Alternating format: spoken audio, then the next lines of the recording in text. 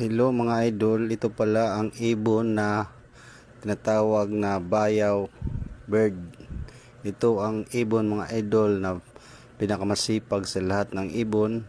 Ay pulido itong gumawa ng kanyang kubo.